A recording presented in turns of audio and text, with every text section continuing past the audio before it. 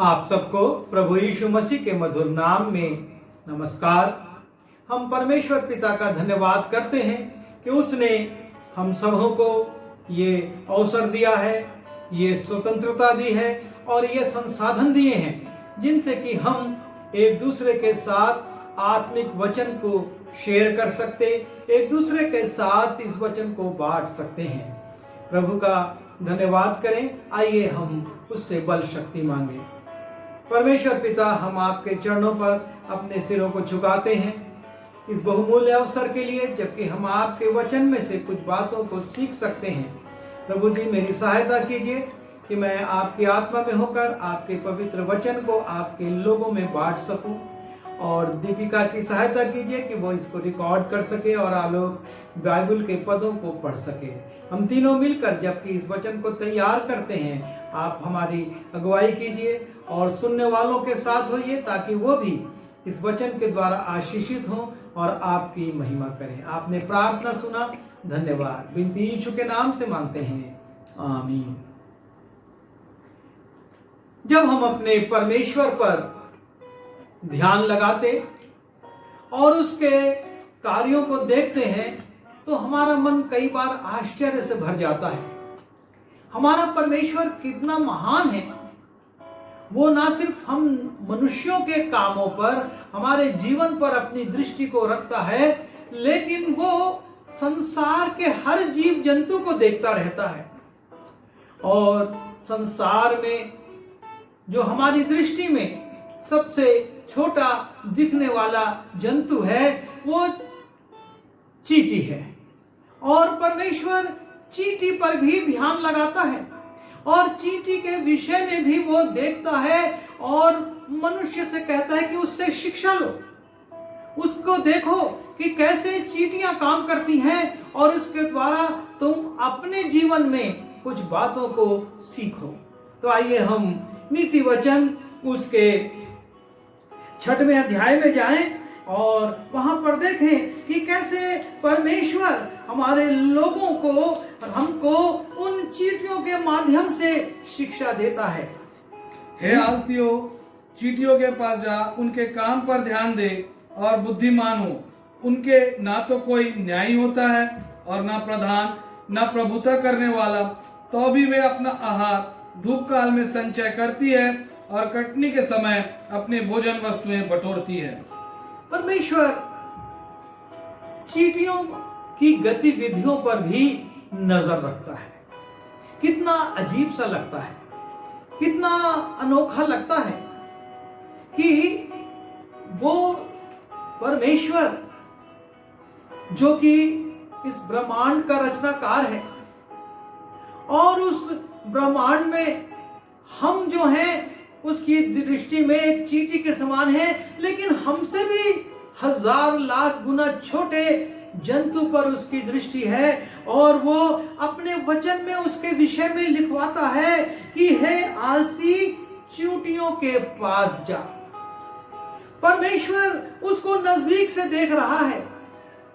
परमेश्वर सिर्फ आपके और मेरे कामों को, बड़े बड़े जीव जंतुओं के कामों को नहीं, लेकिन इन चींटियों की, जिनकी की ना तो गणना की जा सकती है और ना जिनके ऊपर कोई मनुष्य कुछ ध्यान देता है, लेकिन परमेश्वर उस पर ध्यान देता है और कहता है कि हे आलसी, चींटियों के पास जा। परमेश्वर आपसे और मुझसे एक बात कह रहा है, चुनौती दे रहा है कि तू बड़ी बड़ी बातों पर जाता है, बड़ी बड़ी बातों पर ध्यान करता है, लेकिन मैं तुझसे कहता हूं कि तू इस छोटे से जंतु के पास जा और उसके पास जाकर उनके काम पर ध्यान दे। परमेश्वर के विषय में हम पढ़ते हैं, जब उत्पत्ति में बाबुल की मीनार बनाई जा रही थी और परमेश्वर स्वर्ग से उतरा और देखने लगा कि मैं देखूं ये क्या काम कर रहे हैं, और वो उनके काम को ध्यान से देखता है। जब हम मलाकी की पुस्तक में जाते हैं, वहां पर लिखा है जब परमेश्वर के लोग बातचीत करते थे, परमेश्वर ध्यान देकर सुनता था। और तब हमको ऐसा लगता है परमेश्वर हमारे को देखता है, परमेश्वर हमको सुनता है, क्योंकि मूसा से वो कहता है, देख मैं नीचे आ गया हूं, मैंने इस्राएलियों के आंसुओं को देखा है, उनकी आहों को सुना है, और अब मैं आ गया हूं कि उनका न्याय करूं, उनको उस बंधन से छुड़ाऊं।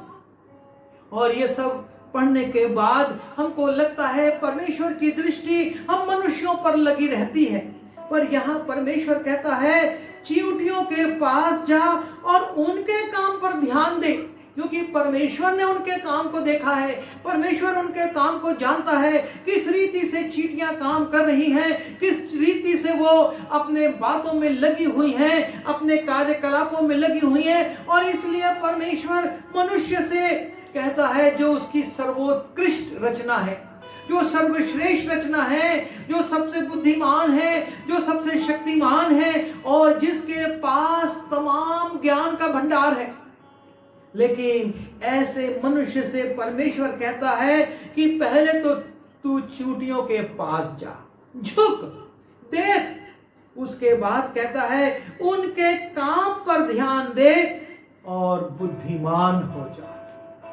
उनके काम पर ध्यान देने से हमारी बुद्धिमत्ता बढ़ेगी, और कैसे बढ़ेगी उस बात का भी वो उल्लेख करता है।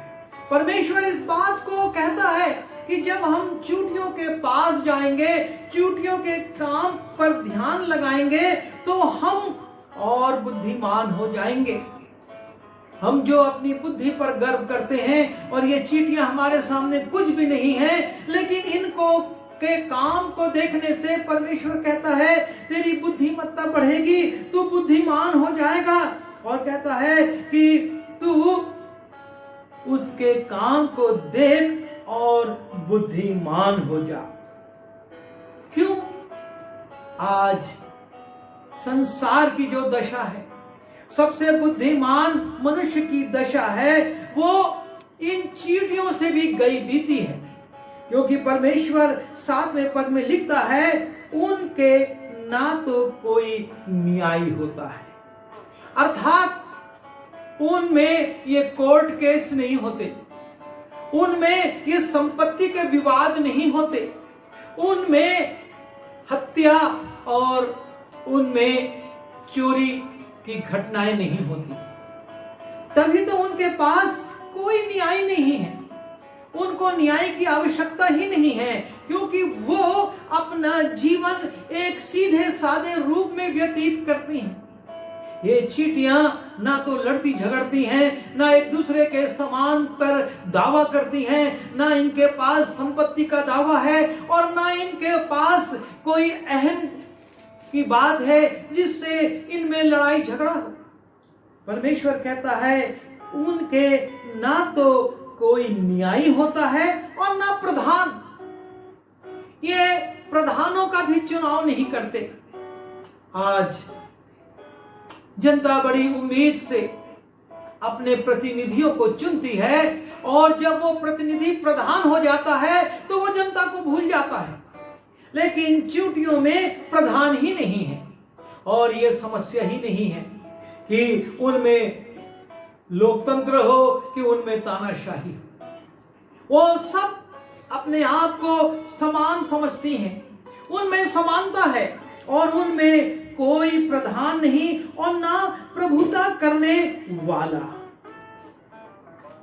कोई उनके ऊपर अधिकार नहीं चलाता। तुम इधर जाओ, तुम दाहिने जाओ, तुम बाएं जाओ, तुम पीछे जाओ, तुम आगे जाओ, तुम ये काम करो, तुम वो काम करो, तुम ऐसा करो, तुम आलसी हो वो अच्छा है, तुम मूर्ख हो वो बुद्धिमान है, ऐसा कोई कहने वाला उनमें नहीं है। अर्थात हर चींटी अपने काम को समझती है और ईमानदारी से अपने अपने काम को करती है, और इसलिए परमेश्वर चाहता है कि हम चींटियों के पास जाएं, उनको के काम पर ध्यान दें और बुद्धिमान हो जाएं। आज इस संसार में जो सबसे ज्यादा समस्या है, और वो है कि हम किसी की अधीनता स्वीकार करने में तैयार नहीं होते। हम सोचते हैं कि हम उससे अच्छे हैं और वो हमसे छोटा है। लेकिन चींटियों में जो इतने छोटे जीव हैं, जिनमें की इतनी बड़ी संख्या है, जब ये निकलती हैं तो इनकी तादाद को गिनना असंभव सा हो जाता है। लेकिन ये अपने काम को अपनी स्वतंत्रता से, अपने तरीके से, अपने दायित्वों को समझते हुए, अपने कर्तव्य को समझते हुए करती हैं।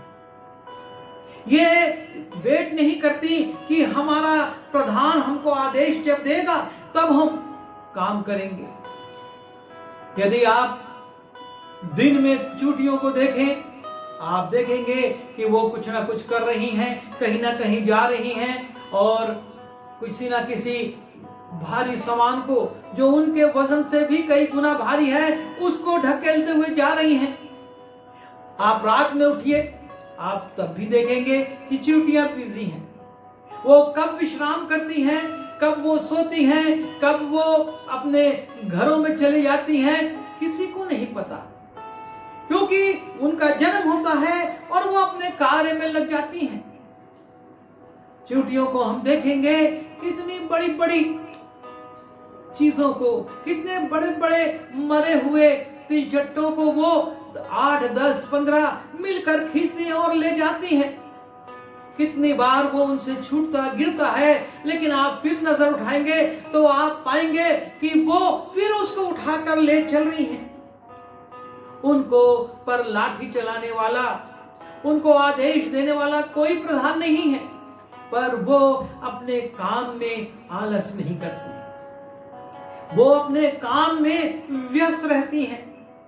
कोई अलार्म घड़ी उनके पास नहीं होती, फिर भी वो अपने काम को अपने समय पर करती हैं। उनके पास कोई कैलेंडर नहीं, लेकिन वो जानती हैं कि कौन सी ऋतु अब आने वाली है और कौन सी ऋतु चल रही है। और इसीलिए वचन कहता है कि वे अपना आहार धूप काल में संचय करती हैं।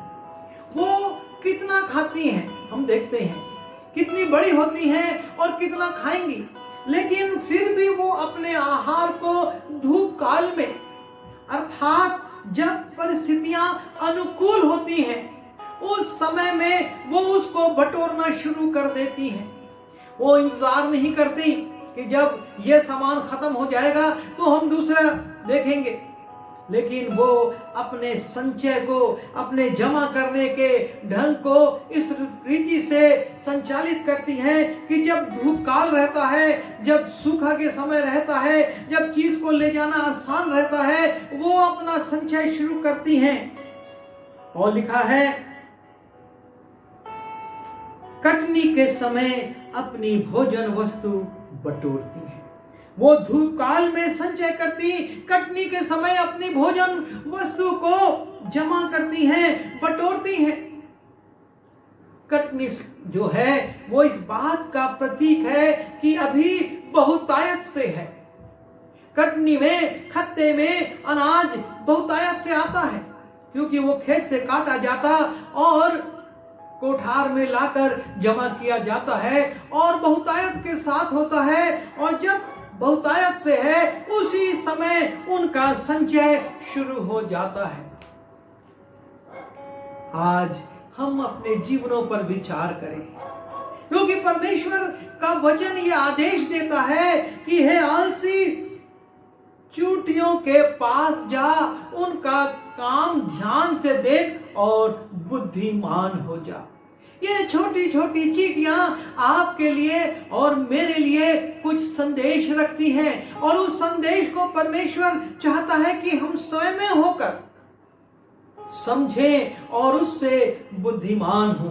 एक स्थल और नीति वचन में ही पाया जाता है और उसमें उनके इस संचय के गुण का लिखा है। नीति वचन उसका 30वां अध्याय 24 और 25 पर, पृथ्वी पर 4 छोटे जंतु है जो अत्यंत बुद्धिमान है। चींटियां निर्बल जातियां तो है, परंतु धूप काल में अपनी भोजन वस्तुएं बटोरती हैं।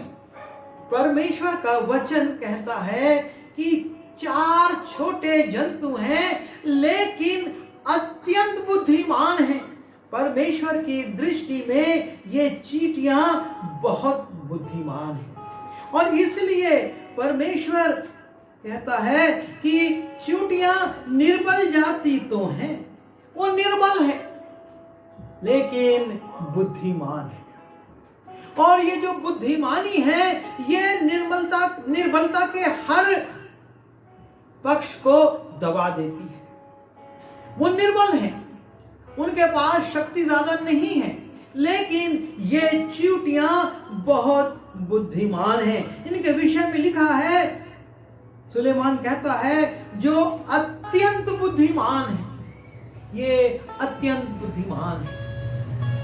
कितना बड़ी इनकी बुद्धि है, पर परमेश्वर की दृष्टि में ये अत्यंत बुद्धिमान है। और इसलिए वो मनुष्य से कह रहा है, हे आलसी, चींटियों के पास जाओ और उनको देख, उनके काम पर ध्यान दे।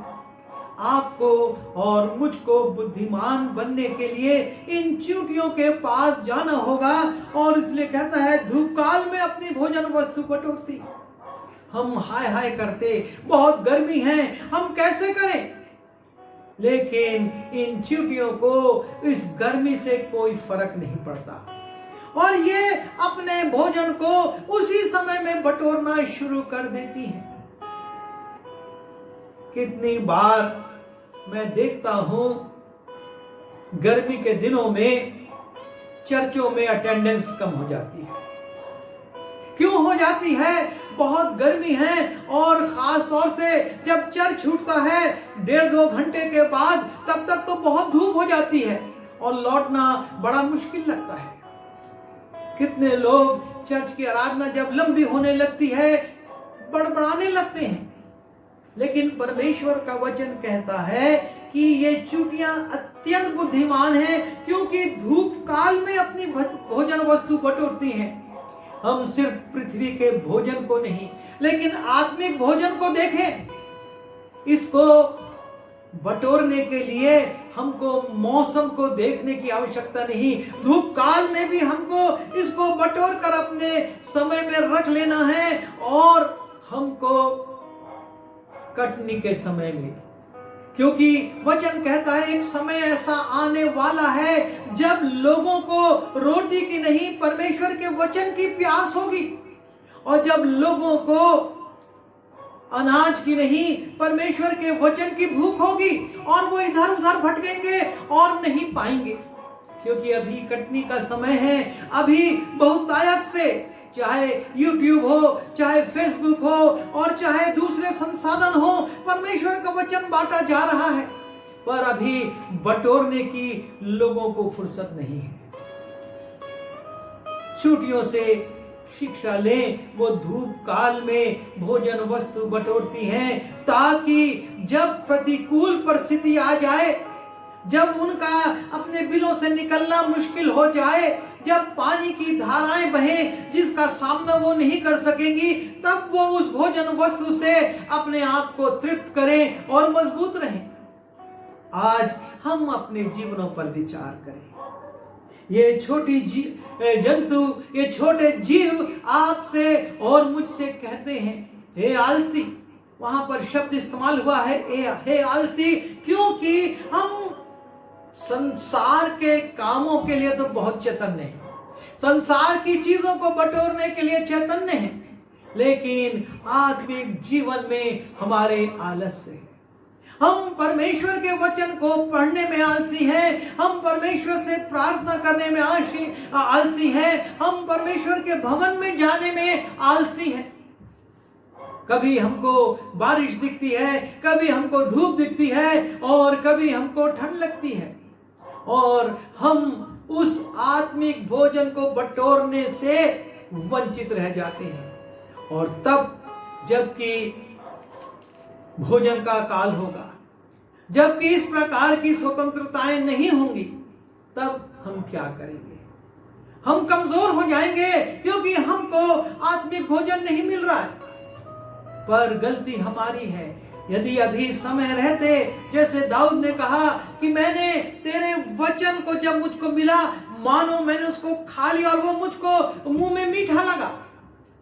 हमारे को परमेश्वर का वचन ऐसे ही खाना है, ताकि वो हमारी हड्डी हड्डी और हमारे गूदे गूदे में समा जाए और हम उस वचन से भर जाएं।